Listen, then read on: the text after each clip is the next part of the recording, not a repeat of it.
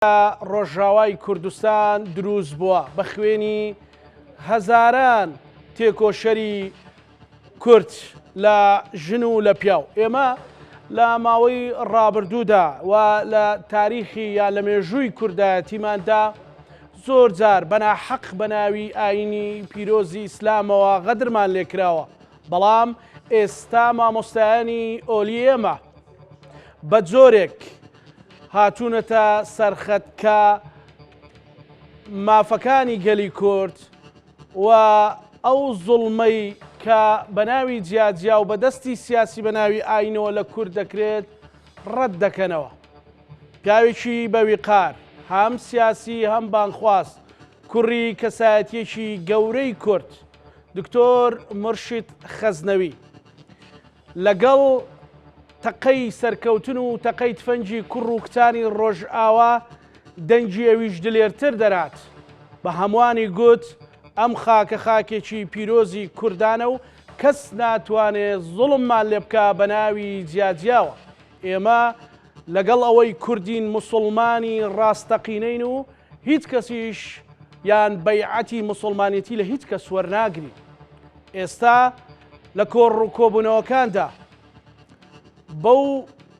جلوبەرگە ئاینیەی هەوڵەدات هانی کچ و کوڕان، هانی گەنجان و لاوان و خەڵکی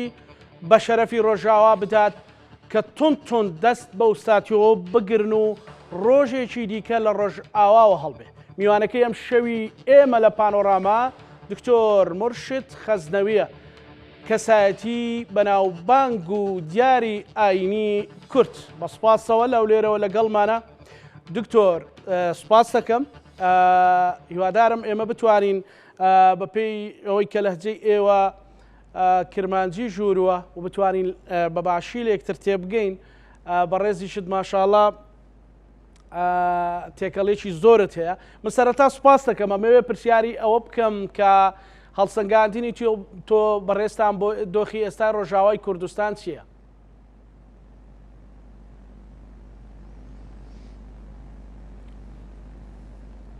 دەنگچوو؟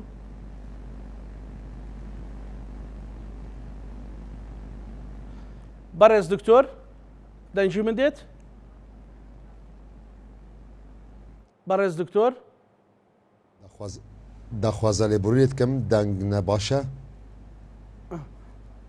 ئەگەر هاوکارانم بتوانن دەنگی من بگاتە دکتۆر مرشید بۆ ئێمە بتوانین گفتوگۆیەکی تێروتەسەل دەربارەی ڕەوشی ڕۆژاوای کوردستان، دۆزی کورد بەگشتی هەم لە سووریا و هەم لە هەر چوار پارچەی کوردستان بکەین و ئەم زوڵم و ستەمانەی کە لە ماوەی ڕابردوو بە ناوی جیاجیاوە لێمان کراوە. بەڕێز دکتۆر دووبارە سڵاوت لێبێ، سدەنگی من دەبیستی؟ بەلێ سەرچاوا کەرم کە سەرسەرێ من دکتۆر. دکتۆر ڕەوشی ڕۆژئاوا ئێستا چەوایە؟ گەلک سپاس بۆتە تەمەندرێژ بێ ئینشاءڵڵا. ڕۆژئاوای کوردستان ئەمڕۆ ڕەوشێکی زۆر زۆر باش دەیە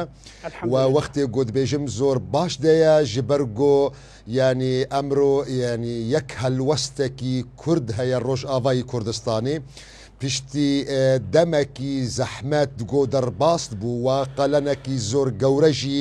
هاتە دانین ڕۆژئاوای کوردستانێدا نێزی 15,000 شەهیدژی هاتووە دانین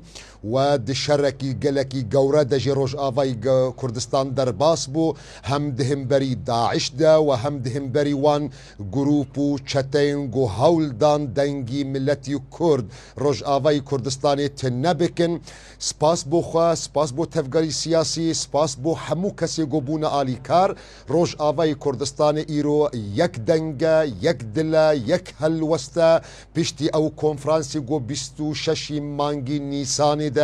هاتە دامەزراندن و ڕەوشی برەنگێکی سیاسی گەلێکی باش دەرباست بێ. بێگومان ڕەوشی ژیانی خەلک هەنێک کێماسی تێدا هەیە بێگومانیانی، وەلاکن ئەم وەختێ گۆ مقارەنە دکن ڕەوشی ملەتی کورد بەری 2009 بەری 2011 و ئێستا مەدبینن گۆ ملەتی مەی کورد ڕۆژئاوای کوردستاندا سپاس بۆ خوا ڕەوشێکی گەلێکی باش دەیە. دە هەمان کاتدا دمي قوم تماشا دكن أمرو لملي الشام والملي بايتختي سوريا والملي برادركاني إيزيديا يعني درزيا كانوا علوي مدبين الروج آفاي كردستاني سباس بوخوا وسباس بو هيزامي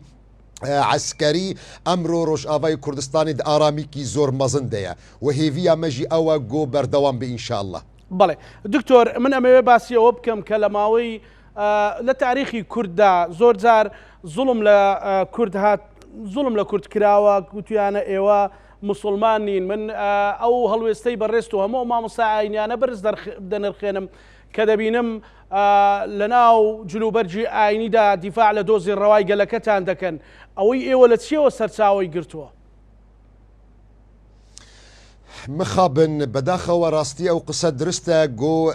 دژمنی ملەتی کورد هەرتمژی هەوڵدایە گۆ ئەڤ ئاینی ئیسلامی پیرۆز بکێ دژمن ji ملەتی کوردرە و وەکی چەکژی بۆخوا بکار ئانیە واوە نمونەی وێنە زۆر گەورەنە هەم دە حەلەبچەدە دە ئەنفالدە هەم ئێریشی عفریندا کاتی گۆ سوورەتی فەتح قیبەلی دژمن ڤەدهاتە خوێندن بەداخەوە یعنی زۆر جارە هەولی دایە دژمن گۆ ئاینی ئیسلام دژی ملەتی کورد بدێ بکار ئانین ولكن معلومە ژی ڕاستی تاریخی ملەتی کوردە یعنی زۆر کەسی مامۆستا ئاینی و شێخ و مەڵا یعنی خزمەتی خوا خەباتی خوا بۆ ملەتی کورد دەست نیشان کردە لكن ئەوە دوی زەمەنی کورتی ڕابردوودا ڕۆلی مامۆستەین ئاینی مەسەلێ نەتەویدا و پشگرتنی ئێش و ئازاری ملەتی کوردە بەداخەوە ئەو دەنگە نەبەرزە بوو ئەو دەنگە زۆر وندا بوو سپاس بۆ خوا و فەدڵێکی خوای گەورە بۆ من هەیە لەسەر من هەیە گۆ ئەمڕۆ من هەوڵ دەدەم ئەو دەنگە بەرزی بکەم و مەدبینن گۆ ئەو چەکی گۆ دژمن هەوڵ دەدێ بناوێ ئاینی ئیسلامی پیرۆز بکار بێنێ دژی ملەتی کورد ئەو چەکە پوچی دکن و ما حقیقتی اسلام ددنە دیارکردن گۆ دینی ئیسلام نەدژی ئەی نەتەوەیە و دەمی گۆمەکاتی گۆمەل جواتی پێخەمبەر عەلەیهی الصەلاة وەسەلام تەماشە دکن مەدبینن چۆن لملی ڕاستی پێخەمبەر ئەبوو بەکر و عومەری عەرەب هەیە هەمان کاتدا سەلمانی فارس هەیە بیلالی حەبەش هەیە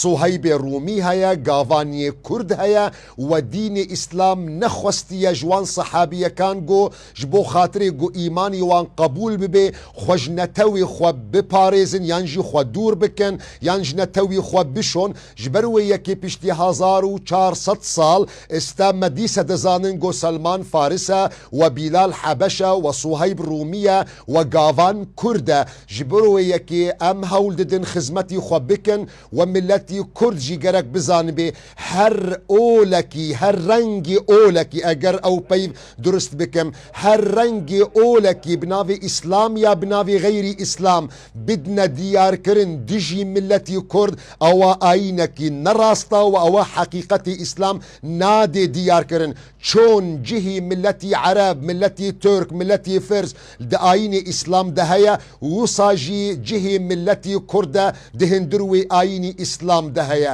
ئەو کەسی گۆ هەوڵ ددێ دینی ئیسلام مینا چەک دووەجهێ ملەتی کوردە بدێ دیارکردن ئەوە ئاینەکی سەختەکار ددێ خویاکردن ئاینەکی نەڕاست دێ خویاکردن و مخابن دژمنی ملەتی کوردژی هەرتمژی هەوڵ ددێ ئەو ڕەنگە بدێ دیارکردن ملەتی کورد دەمێ گۆ کاتی گۆ لە حەقی خوا لە مافی خوا پرسیار دکێ دەست نیشان دکن وەکی کەسێکی مشرێک وە کەسێکی کافر ئەمڕۆ تم تەماشە دکێ 22 دەوڵەتی عەرەب هەنە تێ پرزگرێکی وا بە ئیسلام رەنینە 57 وڵاتی موسڵمان هەنە تێ پرزگرێکی وا لەگەل ئیسلام نییە لاکن کاتی مرۆڤی کورد سەری خوا بەرزە دکێ داخوازی دەوڵەتی خوا دکێ داخوازی پاراستنی نەتەوی خوا دکێ پاراستنی زمانی خۆی کوردی دکێ بەداخەوە هین کەس هەنە دووەجهی وی دەدرابن و ژێرە دنە دیارکردن تەشەمسی و مالی ئیسلام خراکردی کریە ئەوە سەختەکاریەکە بناوی ئیسلام ددنە دیارکردن بەری ئەو دەمی ڕابردوودا دەمێ گۆمە خزمەت و خەباتژی درۆژ ئاوای کوردستاندا دەمێ گۆمەدکرش بۆ خااتێ یەک هەلوەستی و یەک تفاق و یەک دەنگ بەداخەوە دیار بوو بۆ چاوە دینی ئیسلام و ئاینی ئیسلام بۆ مەدنە دیارکردن هەنێک میدیای تورکا بۆ مەدانە دیارکردن مرشد خەزنەوی مینا کافر و مشرک دەهاتە دیارکردن di پرۆگرامێکی تلڤیزیۆندا پێشکەشوان پرسیارێکی دێ بۆ خەزنەوی کیم ئەو خەزنەوی چ کەسە میهوانجی بەرسف دێ خەزنەوی مشرکە پرسیار دکێ بۆ چه خەزنەوی مشرکە بەرسفژی ئەوە نابینێ کووردا دکێ یەک دیمەک ئەوە وەختێ گۆ کورد ببنە یەک کورد هەلوەستی وانە یەک بێ دەنگێ کورد یەک بێ یەک دەست بن یەک دل بن دژمن عاجز دەبێ دژمن بە خەتەری دەحسێ ji ber wê yekê ew çekê pîroz got wek ayên bi kar tênin ji ber wê yekê milletê Kurd nema ew milletî berê ye ew çeke me nema qebûl dikin. دکتۆر ینی ئێستا بە هەندێک جارات دەبێژن هەندێک خەڵک دەڵێت کە ئێمە پێویستمان بەوەیە کە بچینە ڕیزیە و هێزە ئیسلامە سیاسیانە بۆی لە دین لا نەدەین بۆی زەربە بەردینەکەمان نەکەوێ بۆیە تەییدی دۆزی ڕەوای کوردیان هێزەکانی سووریای دموکرات ناکەن بە تایبەت با باسی ڕۆژاوای کوردستان بکەین بەڕاستی پشتیوانیکردنی هێزەکانی سووریای دموکرات لە دین لادانە یان هیچ زیانێک بە دینی یا ئاینی ئەو کەسە ئەگەیەنێ لای خوای گەورە مخابن ئەو ڕکلامە تێکردن ئەو ڕکلامە ژێ بەردەvê هێن کەسێن بەرپرسیاری ئیسلامی سیاسیژی مەگۆهدار کردە و هەمان کات de tiştekî xirab serê milletî musulman nehatuwe di ew sed salê raburdû de metirsî wekî îslamî siyasî. İslamî siyasî dukaneke, şerîketeke, febrîqeke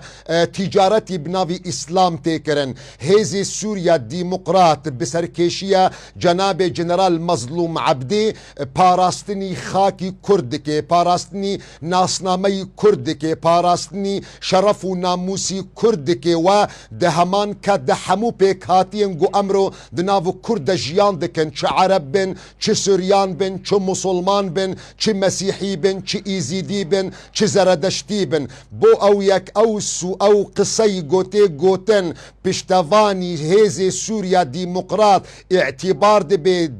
dijî ayînî İslam ewa qisekî nerasta ewa gotinekî gotinî dijmin e ve ewa çekeke ji wan çekê got dijmin hewl dide bi kar bênê hêzê Sûriya Dîmokrat zor kesî musulman di nav de heye parastinî xak û neştîman dikin parastinî namûs û şeref û ayîn dikin bo ew yek me bê sînor bê sînor piştevanê hêzê Sûriya Dîmokratin emro bê serkêşiyê Cenabê General Mazlûm Ebdê emro Rojavayê Kurdistan her kesî heqî xwe mafî xwe dibînê bi parastinî hêza Sûriya Dîmokrat kesî got musulman e Sunnî ye xizmetî xwe û xebatî xwe wek musulman û Sunnî pêşkêş dike we kesekî got Mesîhî bê ew ayînî xwe bi xizmetî xwe dike we kesekî got Îzîdî bê Zeredeştî bê kesekî got Kurd bê kesekî got Sûriyan bê Ereb bê her kes îşê xwe karî xwe dike dibin parastinê hêzê Sûriya Dîmokrat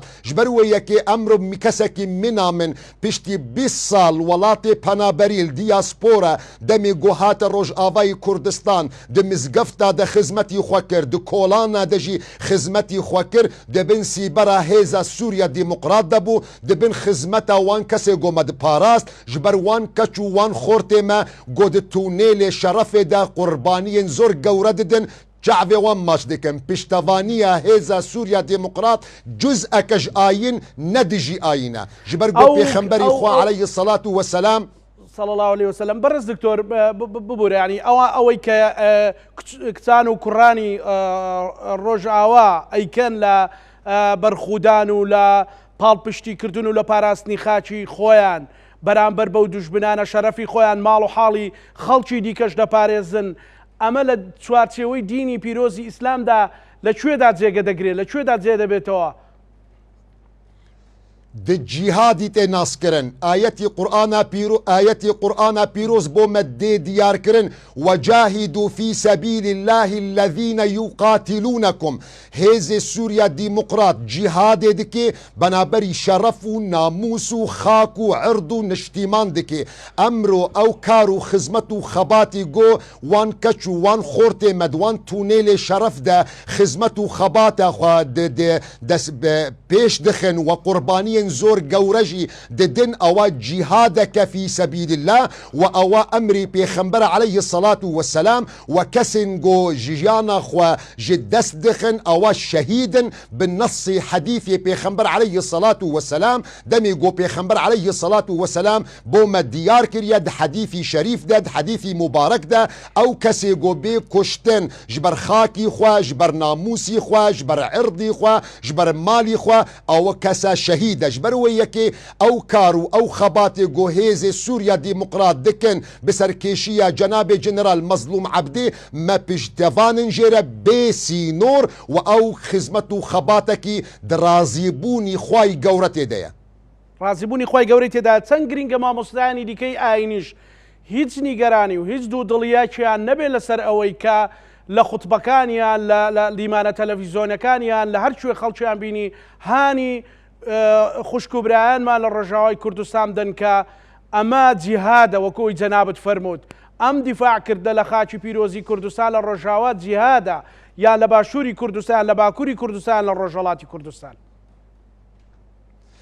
پیغمبر علیه الصلاة والسلام ده پیمانی مدینه ده پیغمبر علیه الصلاة والسلام ده پیمانی مدینه ده امضا کریه پیمانکی پاراستن نابینی مسلمان و جهو و خریستیان و پیکهاتین جواز ده بو پاراستنی مدینه او جهاد بو پیغمبر علیه الصلاة والسلام ده که بداخوا هن ما مستین می آینی ده چن پشگرتی کسکی من ندجی هر کسکی مظلوم من موک ملتی و کرد هر کسکی مظلوم هبه لکو در دنیای به ما پشتیوانن ولكن نابه ما پشتیوانی خلق بکن خارج سینور و کسکی برادری تا خلقی تا ملتی تا دبن زحمت دیا دبن اشکنجه دیا او پشتیوانی بوتا نبه بداخوا لهن مزگفتین کردا پشتیوانی بو هیز سوریا دیمقراط نای کرن ولی نای میزه کرن وکی جهاد لی نای میزه کرن وکی خباتکی بو خاطر پاراستنی خاک و نشتیمان و ناموس و شرف و دچم پشتیوانی غزه دکن مخابن اوا نرینکی نراستا اوا نرینکی غلطه ولكن همان کد من تیدگهم اوا برجواندی حزبینا اوا برجواندی شخصینا اوا مصلحه روژی قیامت رخوای گوراوی پرسیار بکی بوچه تا پشتیوان بو هن کسا به هزاران کیلومتر دوری تبون برای تا پیاموزای تا ده زحمتی دبو ده اشکنجه دبو ده جهاد دبو دنگی تبو او نبو. قالك باشا دكتور تو قالك بمقدسي بحثا جنرال مظلوم عبدي دكي و تو تقلويجي آخافتي و بيراد بهفرا هفديتي ويدانشتين مورالا كتو كورين روجاوا تشوايا سط روجا دبنداوا تشرين دا برخودان كرن وخلق دتشو دستك داوان وبال بشتيوان دكردن خارن دبردن يعني كيفو شاي هبون ددمك دا حمي آقرو آسن بسروان دا دباراندن نرخاندنا وتشوايا هم بو كساتيا برز مظلوم عبدي هم جيبو خلق دني رجاوي كوباني يا خلق دني دردورا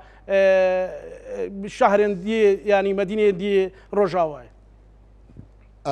از یک نقطه سرراست بكم جناب جنرال مظلوم عبدي از مقدسي لي تماشناكم باعتبار مسألة مقدساتي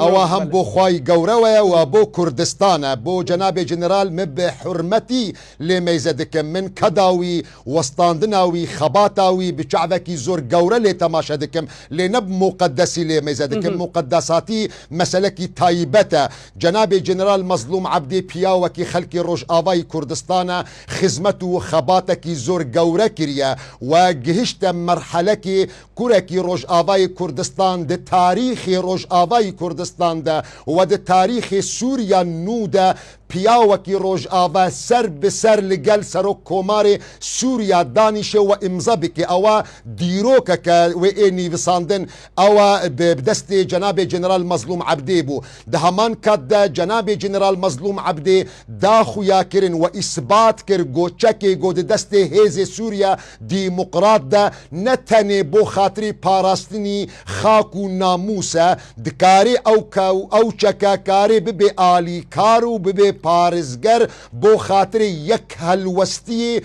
سیاسی بۆ ملەتی کورد ڕۆژئاوای کوردستاندا ji بۆ ئەو یەکڕاستی ئەمرۆ ڕۆژئاوای کوردستانی ئەو هەلوەستە هەڤبەشی گۆهاتە دەستنیشانکردن دە 26 مانگی نیسانێدا ئەوە دیرۆکە ڕۆژئاوای کوردستانێدا نەهاتیە وجودێ ئەوە جهێ ئیجماعی بۆ ڕۆژئاوای کوردستانی هەموو پارتیên سیاسی ئیجماع کردن لەسەر دە هەمان کاتدا تەوافقێکی هێزن کوردستانیژی لەسەر هەبوو بێگۆمان هێزن کوردستانیژی ئالیکار بوون و پشتەوان بوون وەلاکن خزمەتی هەری گەورە و خزمەتی هەری مەزن و کەسی گۆهەری دامن بوو ژە ئەو کۆنفرانسەرە و هەو هەلوەستەرە جەنابی جەنەرال مەزلوم عەبدێ بوو مەزلوم عەبدێ کاری بوو ئیسبات بکێ گۆ کورد ڕۆژێ زەحمەتیدا کارن نزیکی هەفتوو ببن و کارن ئەو ناکوکیەن دنابەینە واندا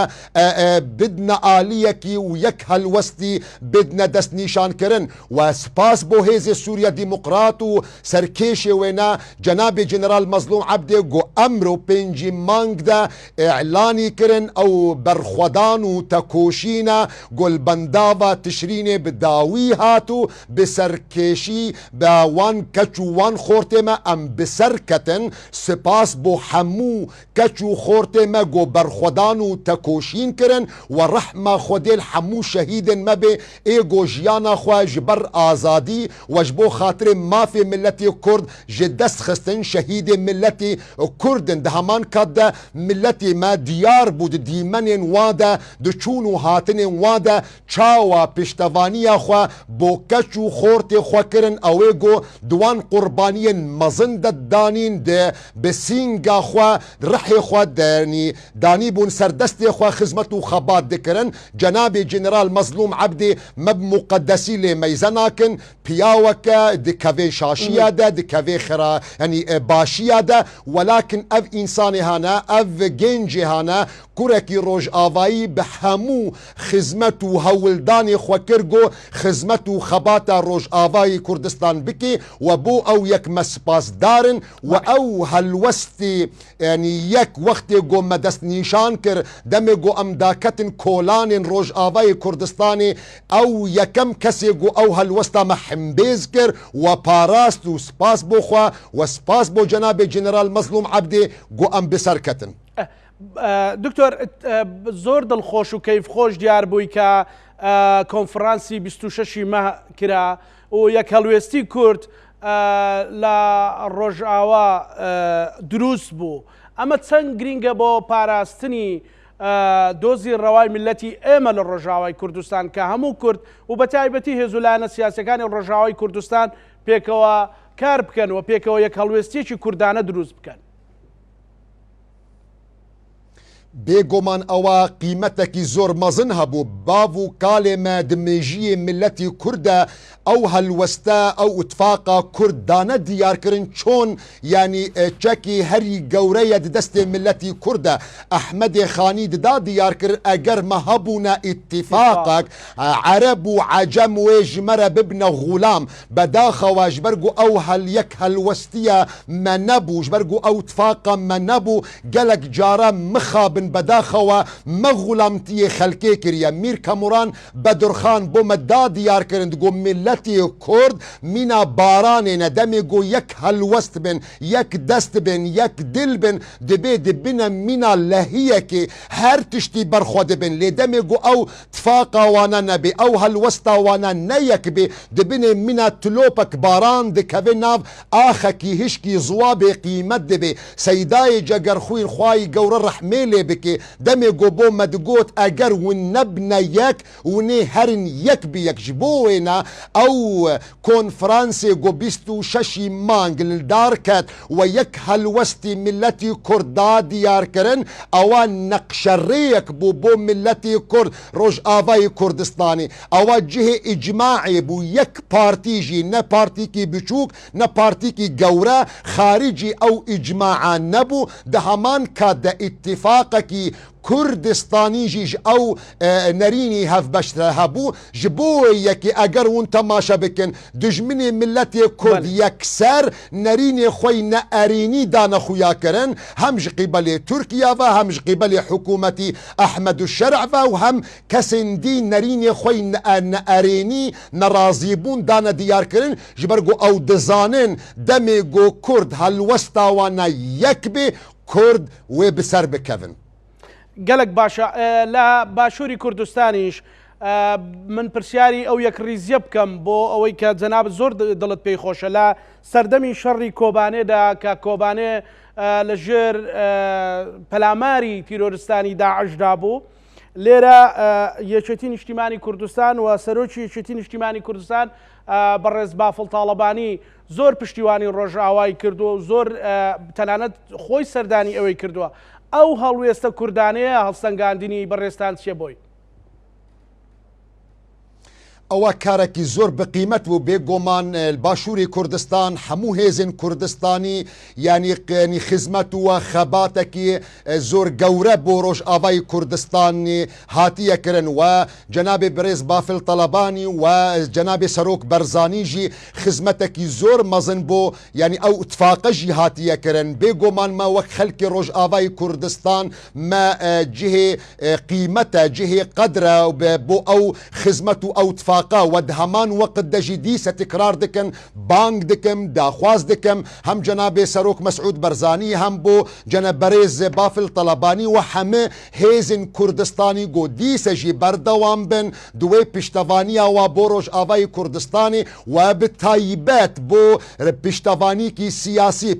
كي سياسي قو امرو ري بفكرن زيارتي روش آواي كردستان بكرن بزيارتي جناب جنرال مظلوم عبدي بكرن زیارەتی ئەو هێزن سیاسی ڕۆژئاوای کوردستان بێکردن دەمی گۆ هێزن مەی کوردستانی وەختێک گۆ ئەو چوون و هاتنێ وانە بێنە دیارکردن ڕۆژئاوای کوردستان بێگۆمان جهێ کێفخۆشیەیە و ئەگەر خوای گەورە عەمر بدێ بەیانی ئەزێ زیارەتی شەهناز خانجی بکەم هەم وەک سپاسی بۆ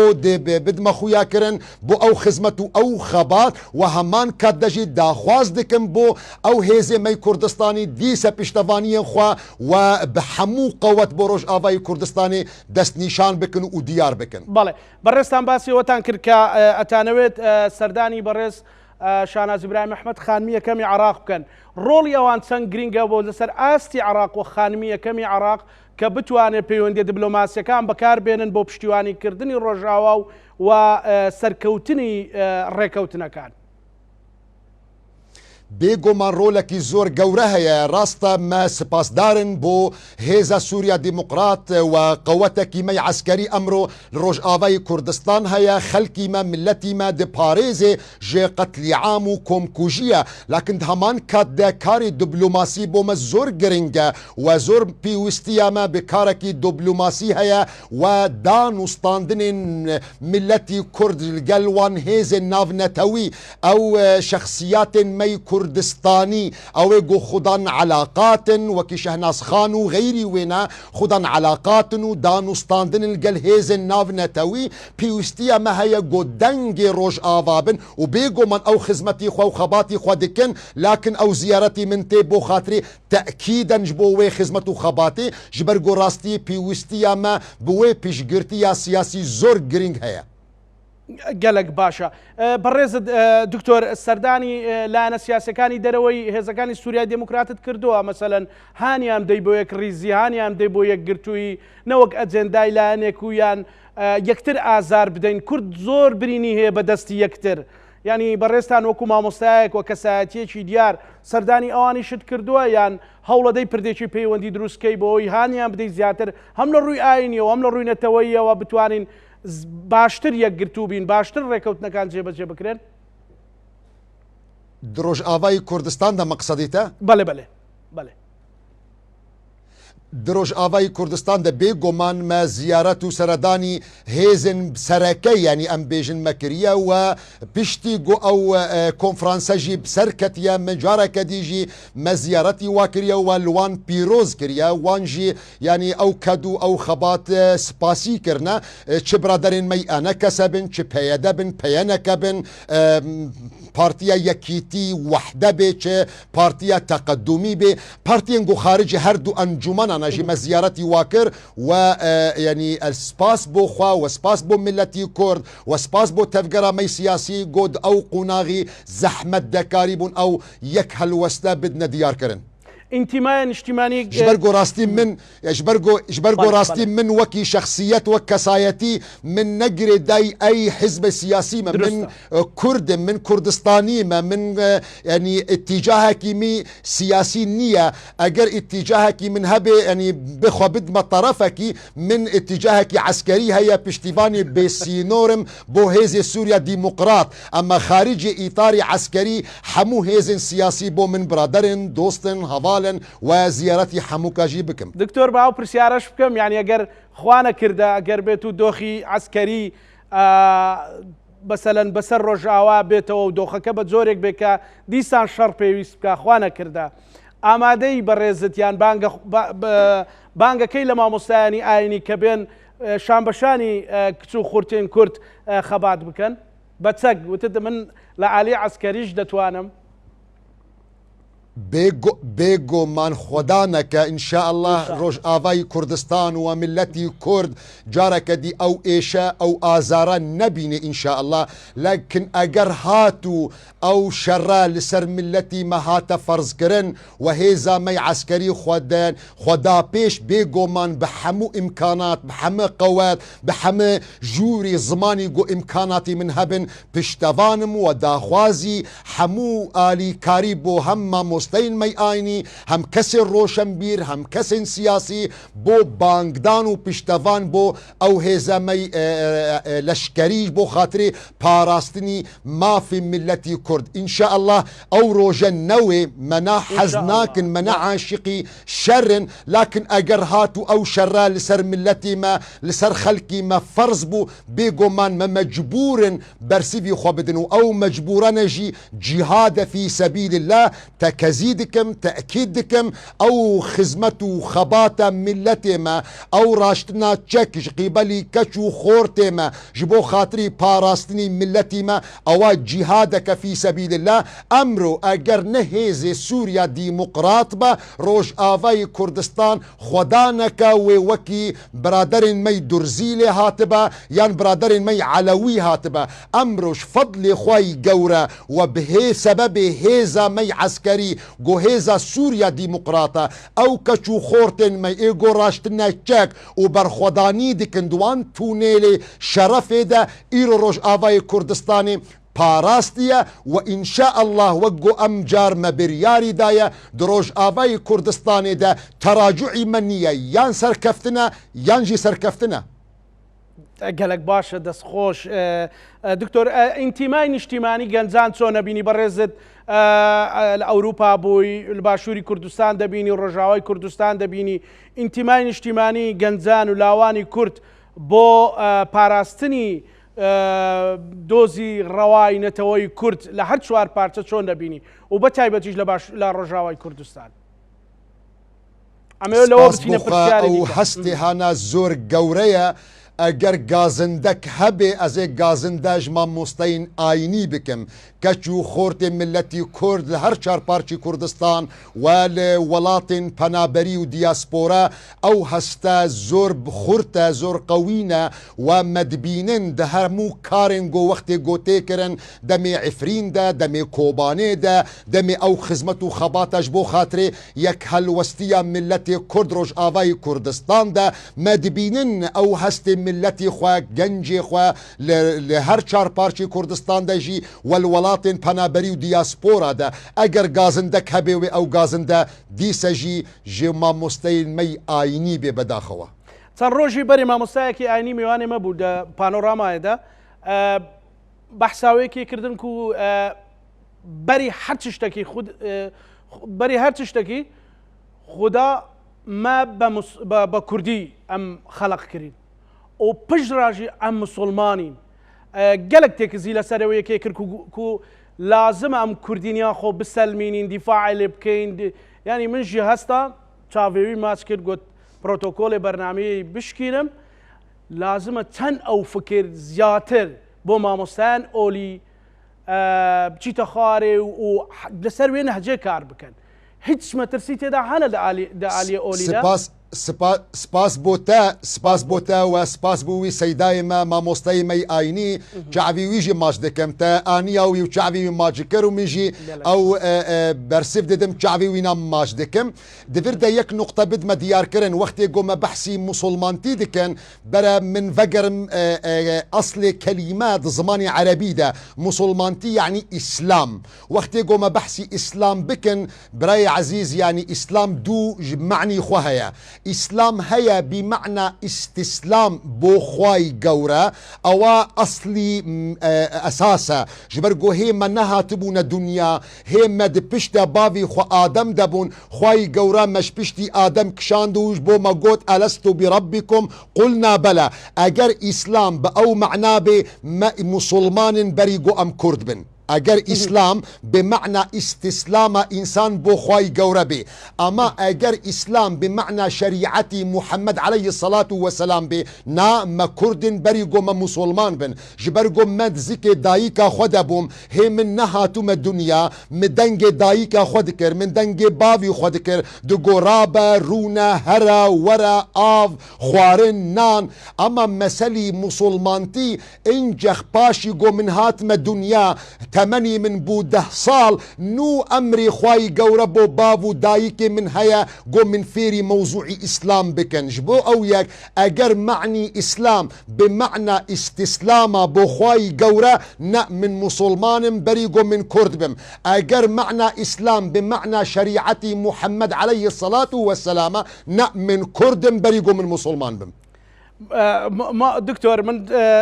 پێم خۆشە ئەوە پێشنیازکەم بۆ جەنابەت ئەکید ئێوە مەدرسەی گەورەتان هەبووە ئێوە باوکی بە ڕێزیشتان کاریگەری گەورەی هەبووە مەسەلەن لە ناو زانینگەکاندا لە ناو مەدرسەکانی ڕۆژاوادا ئەو فکرە بڵاو بکرێتەوە ئێمە برینی گەورەمان هەیە من لە سەرەتای بەرنامەژ وتم برینی گەورەمان هەیە بە دەستی یەکتر ئەوەندەی برینمان بەدەستی یەکتر هەیە تقریبا نزیکە لە برینی دەستی دوژمنەکان منە و پێشنیازە بۆ جەناب دەکەم لەگەڵ هەمووانەی کار بەدەستە لە ڕۆژاوای کوردستان لە زانینگەکان لە مەدرسەکان بتوانن ئەو فکرە پەرەی پێ بدرێت بخوێندرێت تا چەند لەگەڵ ئەو بۆچوونەی مندای ملگەلتەمە و ئەو کار برێڤەژی دچێ ینی برەنگەکیش ڕەنگە ئەو کار ڕۆژئاوای کوردستان برێڤە دچێ و دە هەموو هەوڵدانی خۆدا ئەم هەوڵ دەدەن گۆ ئەو فکرە ئەو ڕامانە بە پێش کەوێ و ناوگەلی مەدە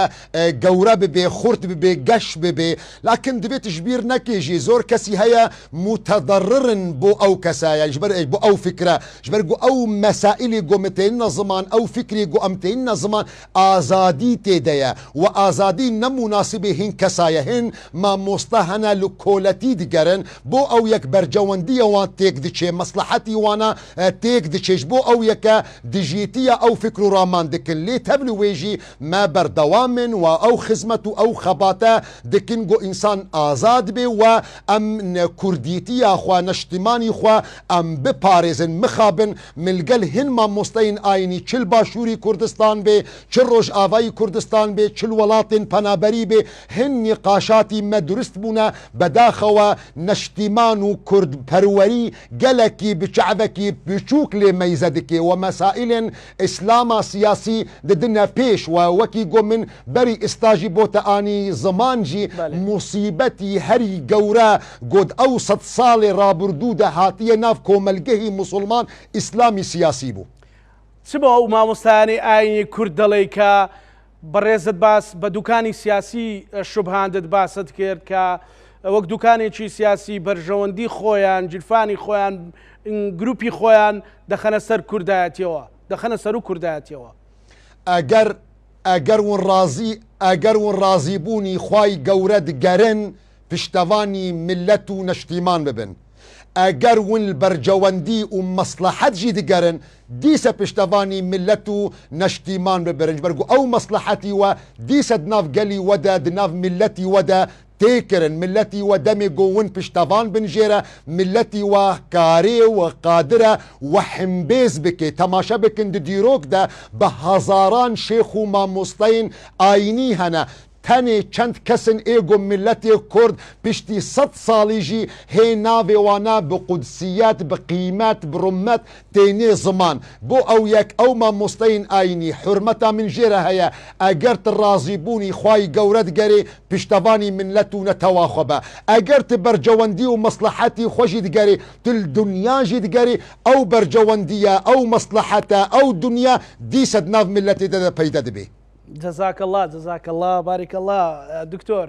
ئەمەوێ زیاتر ماندوود نەکەم بەڕاستی ئەزانم تۆش ئیش و کار زۆرە و پلان و بەرنامەت زۆرە بەڵام ئەمەوێ واوێنا بکەیت کە پەیامێکت بۆ گەنج و خورتانی ڕۆژاوای کوردستان و باشووری کوردستان و ڕۆژهەڵاتی کوردستان باکووری کوردستان هەموو ئەوانەی بەڕێزت ئەبینن چیان پێ ئەڵێ بۆ کوردایەتی بە تایبەتی ئەوانەی تازە دێنە ناو دۆخەکە ڕەنگە وەکو جەنابەت دوتت لە ناو ڕۆژاوای کوردستان لە باشووری کوردستان کەم و کێماسی حکومداری هەبێ خەڵک ناعەدالەتی هەندێک جار هەیە یان هەندێک جار لە هەندێک شوێن زیاترە بەڵام بۆ مەسەلەی کوردایەتی چیان پێ ئەڵێ پەیامی دکتۆر مرشید چییە بۆیان؟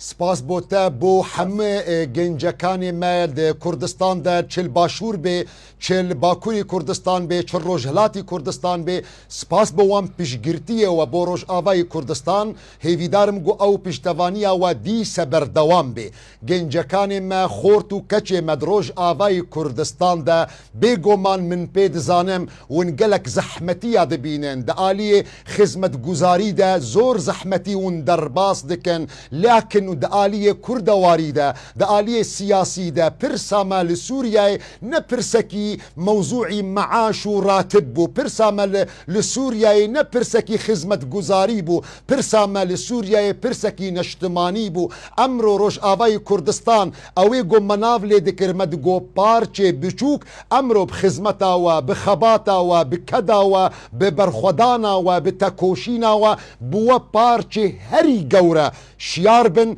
هنك تحملي بكن حتى جو او قناغت درباس بي بيجومان ايشو ازاري جون درباس دكن تيدا دروجانا دا دبرچعف دنا وام قيمت جيجيرا دبينن ولكن امرو ما تشتك بدس خستيا بري ده هزارو يازدا كچو خورتما لروج آباي كردستان بري ده هزارو يازدا ام نبون ام ناوي مجي درباس ندبو ام وكردجي ندهاتنا ناس كرن امرو ام كردن ام لسر خاكا خونا ام الولاطي خونا امرو ام ولاطي خوا ام بريفد بن امرو شهيدن وكچو خورتن وبريارا خودانا في جاري گووندا آزادي روج آواي كردستاني ملدار خستيا افجار يان بسركتنا يان جي سركفتنا گەلک سپاس بۆ بەڕێز دکتۆر مرشید خەزنەوی یاخوا تەمەنت درێژ بێ سەرکەوتوبی بۆ کوردایەتی هەر بژی گەلک سپاس تەمەن درێژ بێ ئینشاءالله گەلک سپاس دکتۆر هەڵبەتە ئەو دیدارەی ئێمە لەگەڵ بەڕێز دکتۆر مرشید خەزنەوی لە سەرووی کۆمەڵێک بابەتی دیکە بوو دروست لە سەرخەتی نەتەوایەتی بوو ئەمە با پەیامێک بێ بۆ هەموو گەنج و لاوی ئێمەی کورد لە هەر کوێیەکن ڕاستە ناعەدالەتی و نادادپەروەری زۆر جار ماندوومانەکە زۆر جار بێموچەیی و کۆمەڵێک شت لە باشووری کوردستان بەڵام خەڵکی ئاوها گەورەمان هەیە خەڵکی ئاوها نەتەوە پەروەرمان هەیە کە